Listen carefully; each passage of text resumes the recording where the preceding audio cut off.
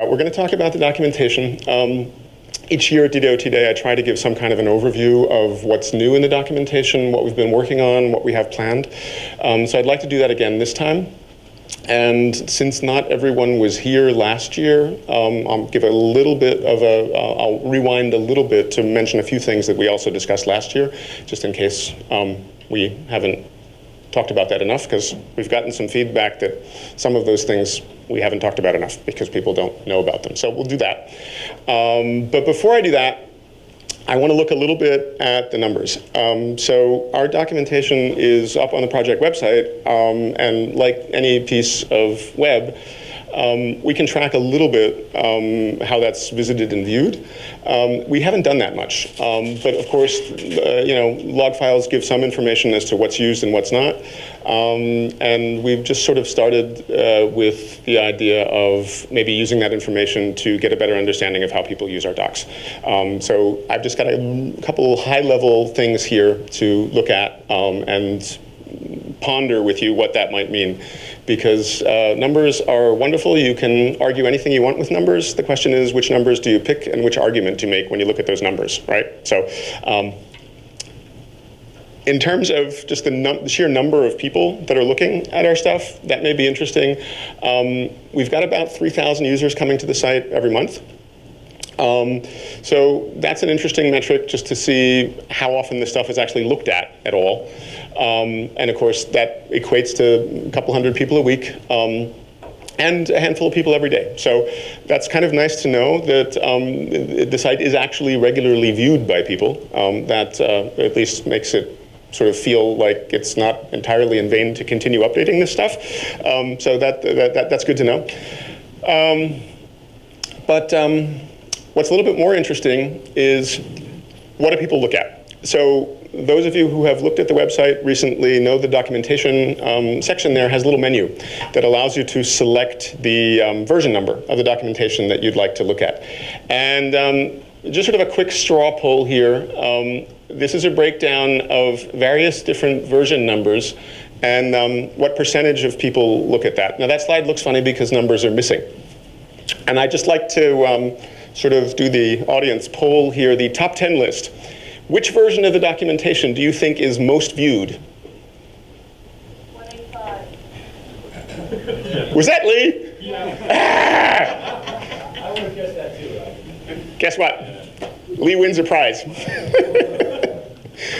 1.8 is the version of the documentation that everyone looks at most, which, kind of makes me nervous.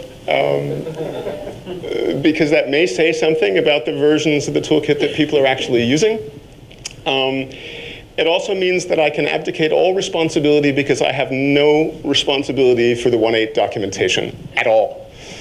I joined the project and started updating things for 2.0. So if you're looking at that, it's not my fault. Number 2 makes me a little bit more happy. That is the development version of the documentation, which is sort of the bleeding edge. So that is typically the latest release version plus whatever we've been working on lately.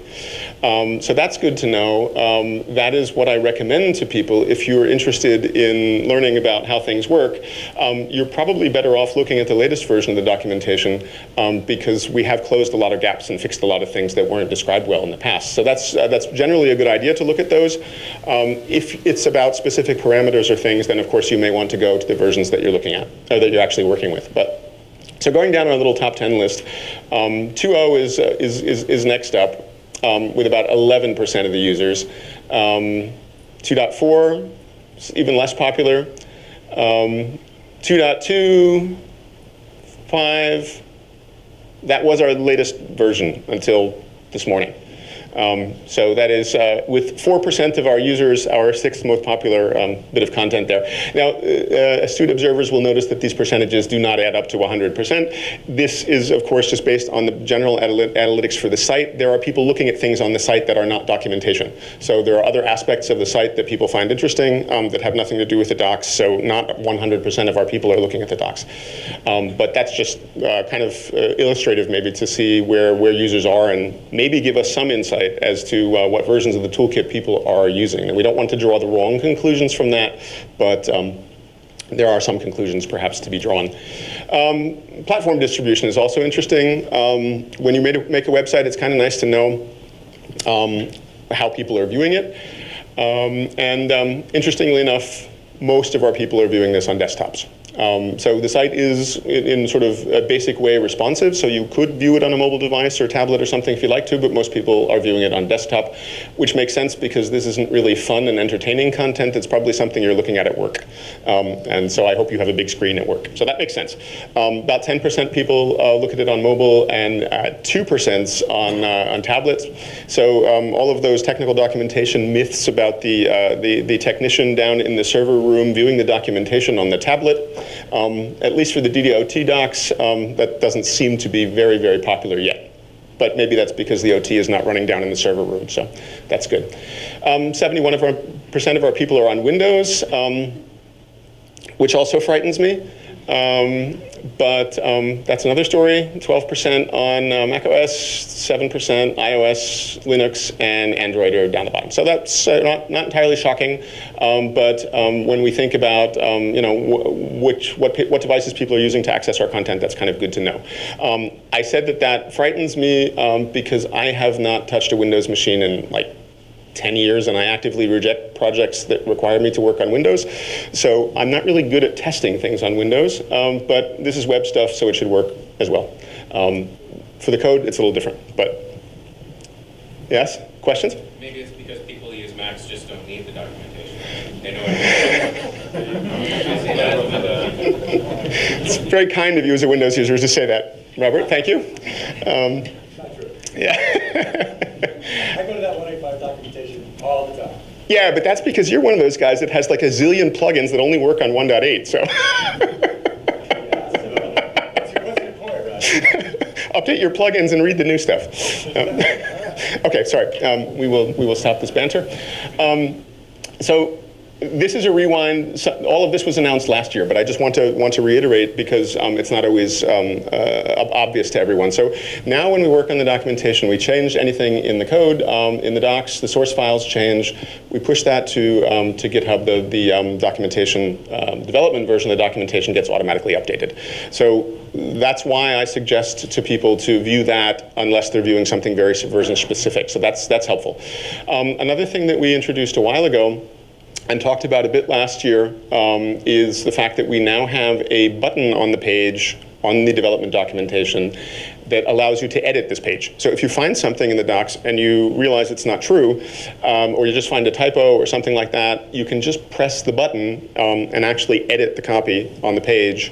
That will fork the repository on GitHub if you haven't done that already.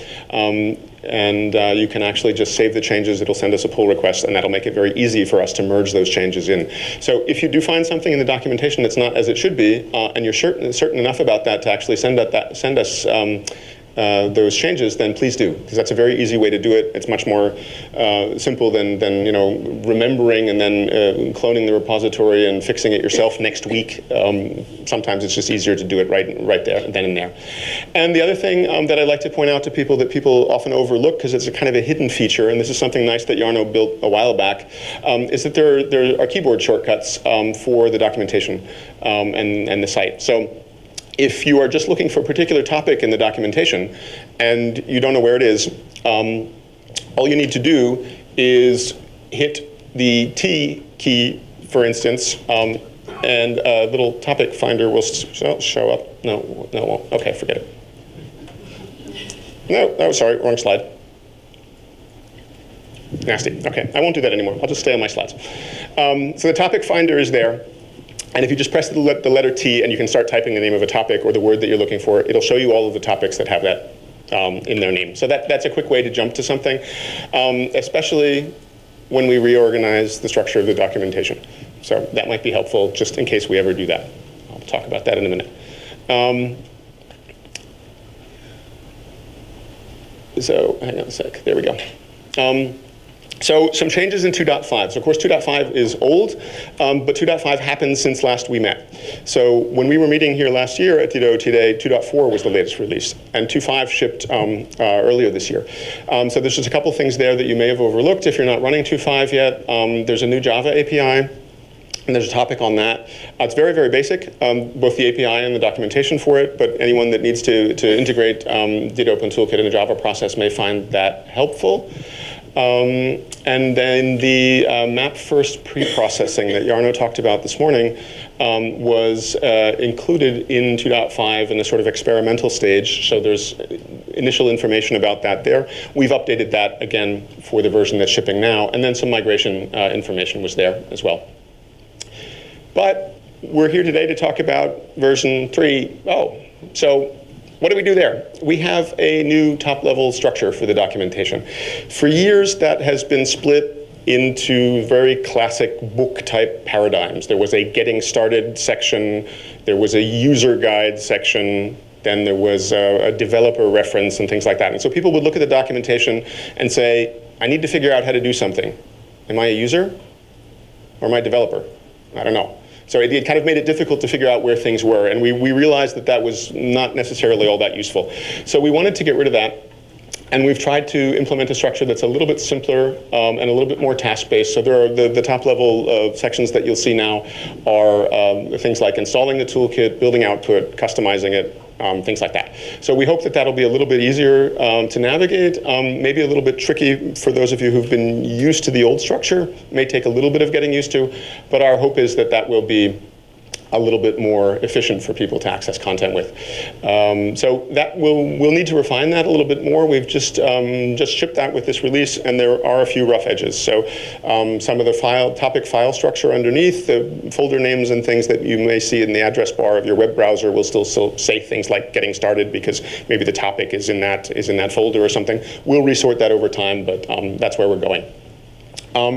So the new topics in the documentation on the Markdown plugin, which is something that has been around for 2 years. It's that the plugin itself is not new, but since they've been bundled into the toolkit with 3.0, we've added some new topics on how that works. So you can use Markdown topics as input, generate Markdown output from the toolkit. So convert your DITA docs to Markdown if you need to. There is a new topic on lightweight DITA and how that relates to the Markdown support that the toolkit has included now. So lightweight DITA, of course, is not yet a standard, but there is a sort of draft version of a committee note on where they're going, and we've taken that and tried to address that as well as we can. So the toolkit provides a preview support for what is planned for lightweight DITA, and that topic describes that. There's also a topic on what's called normalized DITA. There's a new plugin in the toolkit now that allows you to basically convert DITA to DITA, which sounds a little silly, but since these advanced versions of DITA have all sorts of constructs like keys and content references and things that some more simple tools may not understand how to process, you can use this normalized DITA output to, let's say, downgrade your DITA from, let's say, DITA 1.3 stuff to something very basic that even an older version of a tool can understand. So that's quite helpful in some cases. And it's also useful in plugin development to do some debugging to see what the results of pre-processing are. So that's it. I'm already over time with the docs talk, since we spent so much time staring at an empty screen. But I would be remiss to not mention the fact that we do really, really need your help. So any of you that can make some contributions to the documentation are very, very welcome to do so. This is a tool that serves primarily technical writers, and I always hope that there's lots of technical writers in the room that feel inspired to help us with our documentation. So you can visit the latest version of the docs on the site. We have some contribution guidelines there that explain what you need to consider if you'd like to contribute something. You can find a bug in the code or in the documentation. You can check the open issues, create a new issue to let us know about that. If you know how to fix the issue yourself, you can create a pull request. That's a basic sort of open source collaboration process there. Fork the repository, create a branch, make your changes on the branch, and send us a pull request. And if all of those words sound vaguely confusing or obscene, let us know. We'll explain how all that works. And again, the easiest way to help is this green button. It's at the bottom of the pages on the development version of the documentation. Since it hasn't been pressed that often, I may make it bigger and make it up at the top so lots more people see it. Like it jumps around, so every time you look at the content, you have to click this.